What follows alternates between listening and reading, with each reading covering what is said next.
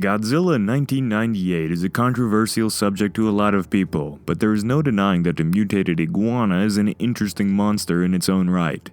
Out of all the aspects of this creature that were different than the typical things you would come to expect for the Big G-Man, the atomic blast or lack thereof in this specific case has continued to be a highly discussed part of this movie now for over 20 years. This Godzilla definitely doesn't have the insanely powerful and destructive blast that we see throughout Godzilla history, and this has led a whole buttload of fans to have just one more reason to dismiss this version of the King of the Monsters. Now Zilla is capable of using its breath as a weapon, evident in these scenes right here, but is the monster actually spewing atomic fire of sorts? Most fans agree that's not the case, but there are some who argue that Zilla can breathe fire. This video will hopefully put a seal on this discussion as we answer the question, does Godzilla 1998 actually breathe atomic fire?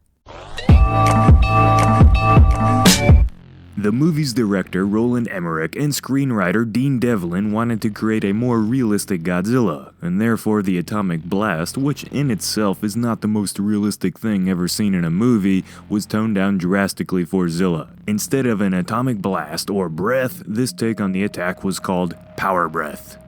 Originally, the attack was only going to be very strong winds that came from Zilla's mouth, blowing things around and still causing damage, but nothing like the devastating blue atomic beam that had destroyed entire cities in the past. Now this all changed when this information was leaked out to the public, and the reigns of hell that is the Godzilla fanbase scorned came into quick action and demanded that Godzilla have some form of the atomic blast. So the minds behind Godzilla 1998 had to come together and figure out a way to appease the traditional fan base and still proceed with their unique and realistic take on the monster. They decided to keep their vision of Zilla having this power breath, but added in a component that made the breath highly flammable and just ready to ignite. Now they never went into specifics of how or why the breath was able to turn into a wall of fire, but this was the decision put into place in order to still have some form of the atomic blast in their Godzilla movie. If you look closely, you can almost see how the flames were added in after the original idea of having just strong winds was well into production to appease the fans. But this still doesn't answer the question of whether or not this Godzilla breathed some sort of atomic fire. Let's go over the few scenes where this power breath showed up. The first one right here purely showcases the strong wind vision of the power breath. This next one shows the power of the breath launching multiple cars and sending them flying into the air. They burst into flames, and it almost appears like just maybe Godzilla's power breath may be closer to the atomic blast than everyone thought.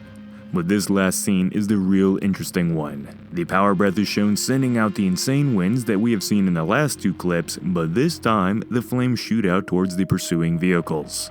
If you look in Zilla's mouth real close, you can even see the fire heading down his mouth and to his throat, like the traditional atomic blast. But wait a second, if Zilla could do this, why didn't he in the last two clips? Right before Godzilla unleashes his power breath, you can see the cars below that are on fire. Once the blast reaches these flames, the entirety of Zilla's power breath ignites, and you can see the flames then shoot down his throat. Now at a quick glance, it looks like maybe Zilla does breathe fire, but when you see the flaming vehicles and how the flames follow his breath down to the source coming from his throat, you can see that the breath only ignited due to the pre-existing flames from the damaged cars. In our real world, we see something similar to this with fire-breathing performers. These brave souls are able to do this by blowing fuel, usually paraffin or highly purified lamp oil, out of their mouths and through the flames that are coming from the torches they carry. This results in a fireball appearing to be spewed out of the performer's own mouth and delivers quite the impactful performance.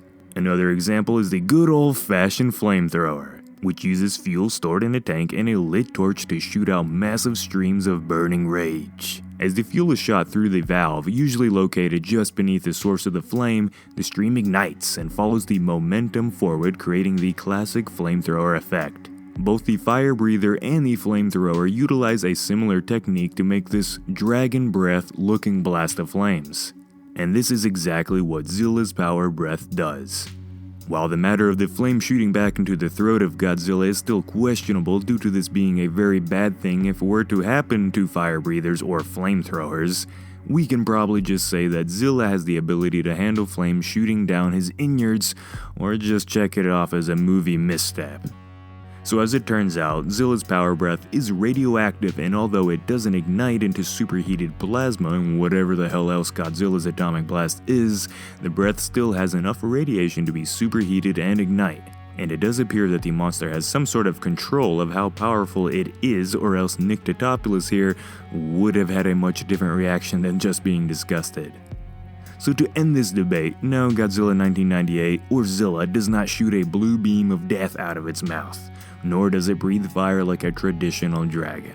But this power breath is an atomic blast in its own right and can result in a reaction occurring that could be considered breathing atomic fire. So how do you feel about Zilla and his power breath now that you know a little more about it? Also, do you want to see more videos like this where we talk about certain misconceptions from Godzilla or King Kong? Make sure to comment below. Show your support by subscribing and hitting the bell if you haven't already, and maybe share this video with some of your friends if you think I've earned it.